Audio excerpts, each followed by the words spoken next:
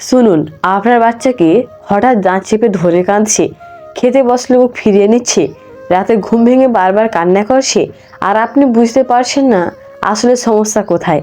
একটু খেয়াল করুন, হয়তো এটা শুধু সাধারণ কান্না না, এটা হতে পারে দাঁতের ব্যথার সংকেত।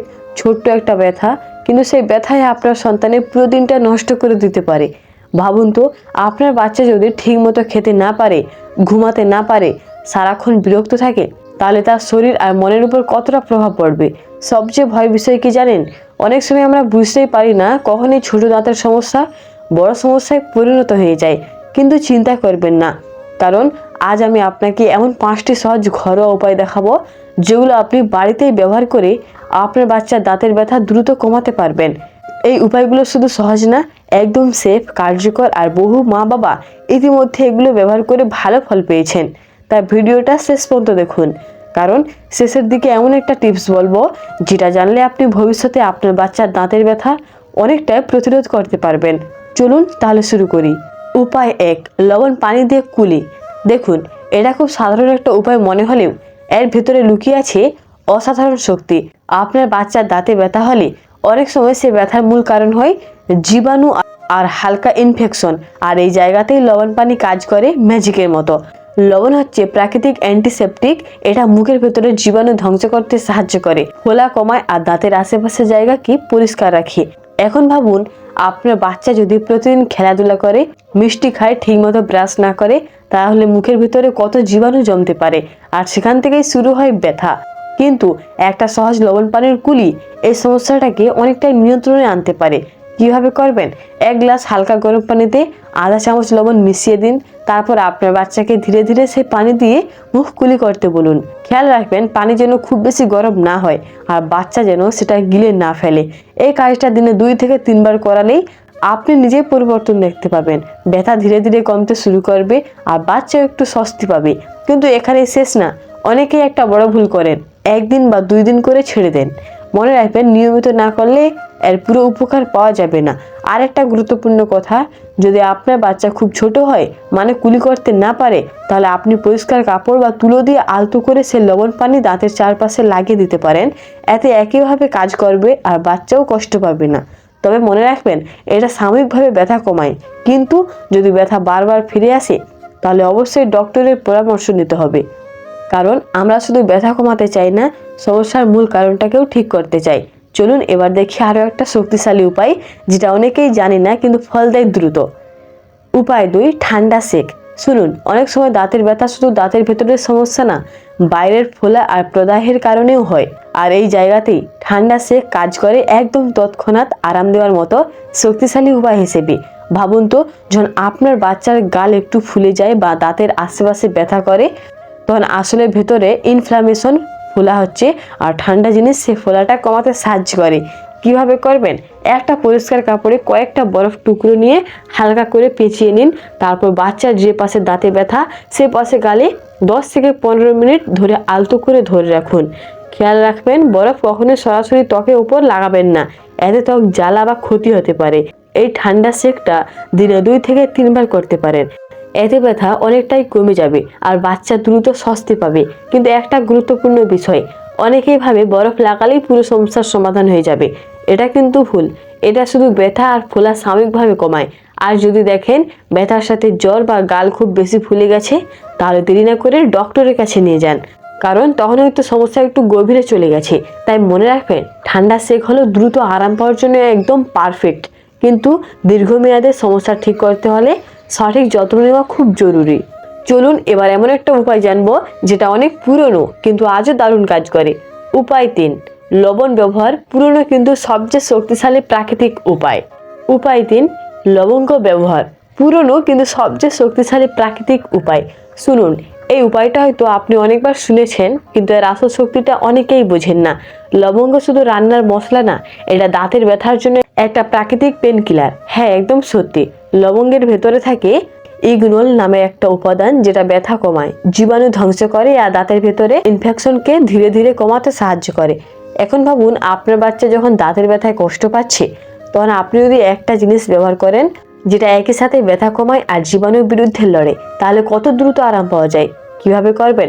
প্রথমে একটা লবঙ্গ নিন, তারপর সেটাকে হালকা করে চেপে ভেঙে নিন যাতে ভেতরে তেলটা বের হতে পারে।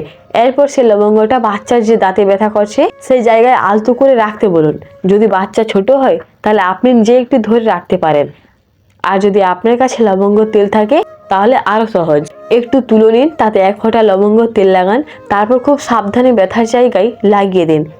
মাত্র কয়েক মিনিটের মধ্যে আপনি লক্ষ্য করবেন বাচ্চার ব্যথা অনেকটাই কমে গেছে আর সে একটু স্বস্তি পাচ্ছে। কিন্তু এখানেই শেষ না, এই উপায়টা ব্যবহার করার সময় কিছু গুরুত্বপূর্ণ বিষয় মাথায় রাখা খুব জরুরি। প্রথমত, বেশি পরিমাণে লবঙ্গ তেল কখনোই ব্যবহার করবেন না, এটা অনেক স্ট্রং, বেশি দিলে জ্বালা করতে পারে। দ্বিতীয়ত, বাচ্চা যেন লবঙ্গটা গিলে না ফেলে, এটা খেয়াল রাখবেন। তৃতীয়ত, যদি বাচ্চার বয়স খুব কম হয়, যেমন 2 থেকে 3 বছরের নিচে, তাহলে সরাসরি ব্যবহার না করে ডক্টরের পরামর্শ নেওয়াই ভালো। আরেকটা কথা, অনেক সময় আমরা ব্যথা কমে গেলে ভাবি সব ঠিক হয়ে গেছে, কিন্তু আসলে ভেতরে সমস্যা থেকে যেতে পারে। তাই এই উপায়টা ব্যথা কমাতে দারুণ কাজ করলেও যদি ব্যথা বারবার ফিরে আসে তাহলে অবশ্যই একজন ডেন্টিস্টের কাছে নিয়ে যান। উপায় 4, পেয়ারা পাতার ব্যবহার। সহজ, নিরাপদ আর আশ্চর্যজনক কার্যকর। শুনুন, এই উপায়টা অনেকেই জানেন না, কিন্তু গ্রামের অনেক মা বাবা আজও এটা ব্যবহার করেন আর ফলও পান দারুণ। পেয়ারা পাতা শুধু গাছের পাতা না, এর ভেতরে আছে এমন প্রাকৃতিক গুণ যা দাঁতের ব্যথা কমাতে, ফোলা কমাতে আর মুখের জীবাণু দূর করতে সাহায্য করে। ভাবুন তো, আপনার আশেপাশে যদি এমন একটা সহজ উপায় থাকে যেটা কোনো ওষুধ ছাড়াই আপনার বাচ্চার কষ্ট কমাতে পারে, তাহলে সেটা না ব্যবহার করাটা কি ঠিক হবে? পেয়ারা পাতার ভেতরে থাকে প্রাকৃতিক জীবাণুসার আর প্রদাহ কমানোর ক্ষমতা, তাই দাঁতের ব্যথা, মাড়ির ফোলা সব কিছুতে এটা ধীরে ধীরে আরাম দেয়। কিভাবে করবেন? প্রথমে 2 থেকে 3টা তাজা পেয়ারা পাতা নিয়ে ভালো করে ধুয়ে নিন, তারপর বাচ্চাকে বলুন পাতাগুলো ধীরে ধীরে চিবাতে। এতে পাতার রস বের হয়ে দাঁত আর মাড়ির চারপাশে ছড়িয়ে পড়বে আর সেখান থেকে কাজ শুরু করবে। যদি বাচ্চা চিবাতে না চায় বা ছোট হয় তাহলে আরেকটা উপায় আছে, পাতাগুলো পানিতে ফুটিয়ে নিন, তারপর সে পানি ঠান্ডা হলে সেটি দিয়ে মুখ ধুয়ে দিন বা কুলি করান। এইভাবে দিনে 2 থেকে 3 বার করলে আপনি নিজেই দেখতে পাবেন ব্যথা অনেকটাই কমে যাচ্ছে আর বাচ্চা আগের থেকে অনেক শান্ত আছে। কিন্তু একটা গুরুত্বপূর্ণ বিষয়, অনেকে ভাবে একবার করলেই কাজ হয়ে যাবে, আসলে এটা একটু সময় নিয়ে কাজ করে, তাই নিয়মিত ব্যবহার করাটাই আসল চাবিকাঠি। আর খেয়াল রাখবেন পাতা যেন একদম পরিষ্কার হয়, নোংরা বা রাস্তা ধুলোবালি লেগে থাকা পাতা ব্যবহার করবেন না। আর যদি দেখেন ব্যথা খুব বেশি বা অনেকদিন ধরে চলছে, তাহলে দেরি না করে ডক্টরের কাছে যান, কারণ ঘরোয়া উপায়গুলো সাহায্য করে, কিন্তু সব সমস্যার একমাত্র সমাধান নয়। চলুন এবার শেষে সেই গুরুত্বপূর্ণ উপায়টা জানবো, যেটা জানলে আপনি শুধু ব্যথা কমাবেন না, ভবিষ্যতের সময়টাও অনেকটাই আটকাতে পারবেন। একটু থামুন আর নিজের মনে একটা প্রশ্ন করুন, আপনার বাচ্চা যখন দাঁতের ব্যথায় কাঁদে তখন সবচেয়ে বেশি কষ্ট কার হয়? হ্যাঁ, ঠিকই ধরেছেন আপনার, কারণ একজন মা বাবার কাছে সন্তানের কষ্ট দেখা সবচেয়ে বড় অসহায় মুহূর্তগুলোর একটা। আপনি তখন ভাবেন কি করলে আর এই কষ্টটা কমাতে পারে, কি করলে ও আবার আগের মতো হাসবে। এই প্রশ্নগুলোর উত্তর খুঁজতেই আপনি এখানে। আজ যে উপায়গুলো জানলেন এগুলো হয়তো খুব সাধারণ মনে হতে পারে, কিন্তু বিশ্বাস করুন এই ছোট ছোট যত্নই আপনার বাচ্চার বড় কষ্ট কমাতে পারে। একটা লবণ পানি, একটু ঠান্ডা সেক, একটা লবঙ্গ, কিছু পেয়ারার পাতা, এই সাধারণ জিনিসগুলোর মধ্যে লুকিয়ে আছে আপনার সন্তানের স্বস্তি। কিন্তু একটা কথা খুব ভালো করে মনে রাখবেন, আমরা অনেক সময় শুধু ব্যথা কমানোর দিকেই মন দিই, কিন্তু আসল কাজটা হলো এই ব্যথা যাতে বারবার না আসে সেটা নিশ্চিত করা। কারণ দাঁতের ব্যথা কখনোই হঠাৎ করে আসে না, এটা ধীরে ধীরে তৈরি হয় অযত্ন, ভুল অভ্যাস আর অবহেলার কারণে। তাই আজ থেকে কিছু ছোট ছোট অভ্যাস বদলান। আপনার বাচ্চাকে নিয়মিত দাঁত ব্রাশ করান, মিষ্টি খাওয়ার পর মুখ পরিষ্কার করতে শেখান, রাতে ঘুমানোর আগে ব্রাশ করাটা যেন কখনো বাদ না যায়। আর সবচেয়ে গুরুত্বপূর্ণ, আপনার বাচ্চার সাথে সময় কাটান, কারণ অনেক সময় বাচ্চারা নিজেরা বুঝতে পারে না কোথায় সমস্যা হচ্ছে, কিন্তু আপনি যদি খেয়াল করেন তাহলে অনেক বড় সমস্যা হওয়ার আগেই সেটা থামিয়ে দিতে পারবেন। ভাবুন তো, আপনার বাচ্চা হাসছে, খেলছে, খাচ্ছে, কোনো ব্যথা নেই, কোনো কান্না নেই। এই ছোট সুখটাই তো আমরা চাই, তাই না? তাই শুধু আজকের জন্য নয়, আগামী দিনের জন্য প্রস্তুত হন, কারণ আপনি যতটা সচেতন হবেন আপনার বাচ্চা ততটাই সুস্থ আর সুখে থাকবে।